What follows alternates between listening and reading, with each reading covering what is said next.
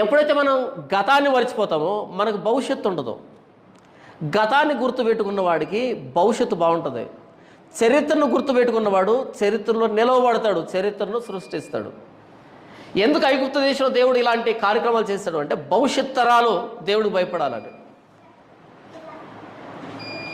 కానీ ఈరోజు మనం పెట్టుకున్న పండుగలు, మన ఆచారాలు, సంప్రదాయాలు దేవుణ్ణి చులకన చేసేటట్టుగా, దేవుని వెక్కిరించేటట్టుగా, దేవుని పద్ధతుల్ని అగౌరవపరిచేటట్టుగా మార్చేసుకున్నారు మనుషులు పెట్టినటువంటి పండుగ. కాదు, క్రైస్తవులకి ఒకే ఒక పండుగ ఉంది. ఆ పండుగ పేరు ఆదివారం.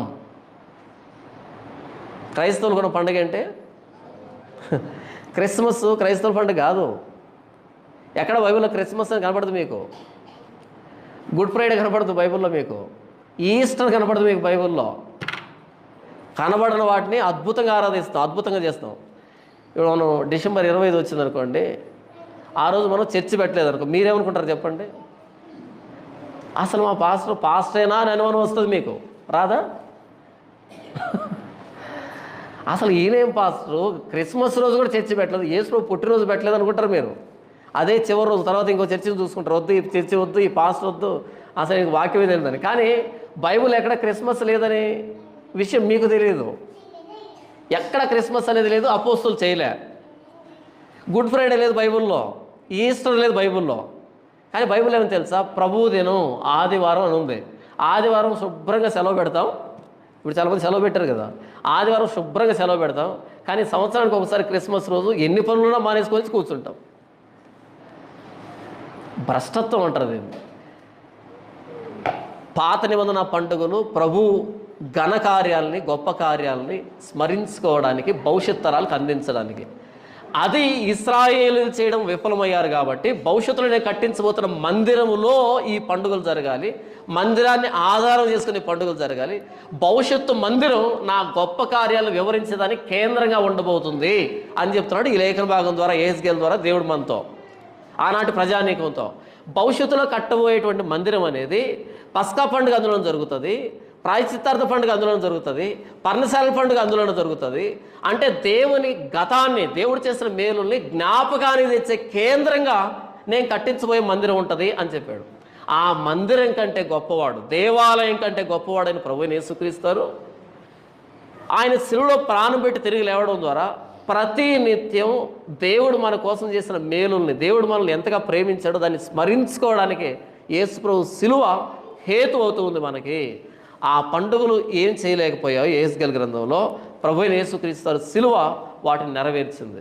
అందుకని మనం మోకరించిన ప్రతిసారి, యేసు ప్రభువా నా కోసం నువ్వు శిలువలో ప్రాణం పెట్టావు, నా కోసం నువ్వు రక్తం గార్చావు, ప్రభువా కృతజ్ఞతలు అని పదే పదే జ్ఞాపకాన్ని తెచ్చుకుంటున్నాం. కానీ వాళ్ళు ఆ రోజు దేవుని కార్యాలను జ్ఞాపకం తెచ్చుకోవడానికి సంవత్సరానికి 3 సందర్భాల్లో మాత్రమే.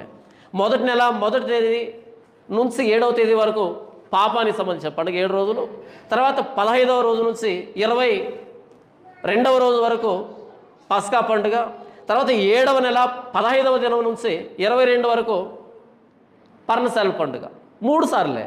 కానీ మనం మోకరించిన ప్రతిసారి, యేసు ప్రభువా నా కోసం శిలువలో ప్రాణం పెట్టావు, నా పాపాలు క్షమించావు, నన్ను ప్రాణం పెట్టేంతగా ప్రేమించావు, నాతో నూతన నిబంధన చేసావు, కృతజ్ఞతలు అని మనం జ్ఞాపకం చేసుకుంటున్నామంటే పరిశుద్ధాత్మ దేవుడు మనకు అనుగ్రహించబడ్డాడు. ఆయన వచ్చి పాపాన్ని గూర్చి, నీతిని గూర్చి, తీర్పుని గూర్చి మిమ్మల్ని ఒప్పింపజేస్తాడు. ఆ రోజు దేవాలయం వారిని ఒప్పింపజేసిన సంవత్సరానికి 3 సార్లు. ఈరోజు పరిశుద్ధాత్మ దేవుడు మనల్ని ఒప్పింపజేస్తున్నాడు ప్రభువైన యేసుక్రీస్తు ప్రాణత్యాగాన్ని గురించి. యెహెజ్కేలు దర్శనం చేయలేని దాన్ని ప్రభువైన యేసుక్రీస్తు వారి శిలువ చేసి చూపించింది. ప్రతినిత్యం జ్ఞాపకం తెచ్చుకునే దానికి మనల్ని ప్రోత్సహిస్తూ ఉంది.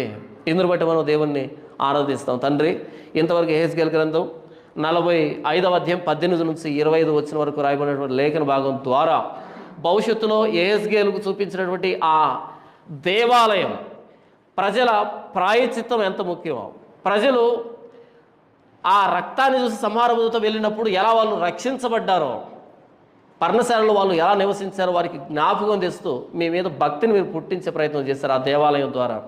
అయితే అంతకంటే మరి శ్రేష్టమైన ప్రభువైన యేసుక్రీస్తు శిలువ నా పాపాన్ని తీసివేసిందని నాకు తెలియజేస్తూ ఉంది. ప్రభువైన యేసుక్రీస్తు రక్తాన్ని బట్టి నేను మీ ఉగ్రత నుంచి తప్పించబడ్డానని, నరకశిక్ష నుంచి తప్పించబడ్డానని నాకు చెప్పబడుతూ వచ్చింది. ప్రభువైన యేసుక్రీస్తు వారి సిలువను బట్టి ఈ లోకం అశాశ్వతమని, ఈ లోకం నాకు పరదేశం లాంటిది, నాకు పరలోకమందు పౌరసత్వం ఉంది, ఇది నాది కాదు, రాబోతున్న లోకం నాది అని ప్రభువైన యేసుక్రీస్తారు అక్కడ నాకు నివాసాన్ని ఏర్పాటు చేశాడని ఆ సిలువను బట్టి చెబుతున్న విధానం బట్టి మీకు కృతజ్ఞతలు. యెహెజ్కేలు దర్శనం ఇశ్రాయేలులో మార్పు కలుగజేయలేకపోయింది, పండుగలు మాత్రమే ఇచ్చింది. కానీ నా ప్రభువైన యేసుక్రీస్తు సిలువ నన్ను నూతన సృష్టిగా చేసిన విధానాన్ని బట్టి, నూతన నిబంధన ప్రజానీకంగా చేసిన విధానాన్ని బట్టి, ప్రతినిత్యం ఆయన బట్టి మేము స్తుతించే స్థితిలో నన్ను తీసుకొచ్చిన విధానం బట్టి మీకు వందనాలు తెలియజేస్తూ, ఏమిచ్చిన రుణస్తుని నా ప్రభువైన యేసుక్రీస్తు శ్రేష్టమైన నామములో ఆరాధిస్తున్నాను తండ్రి. ఆమేన్.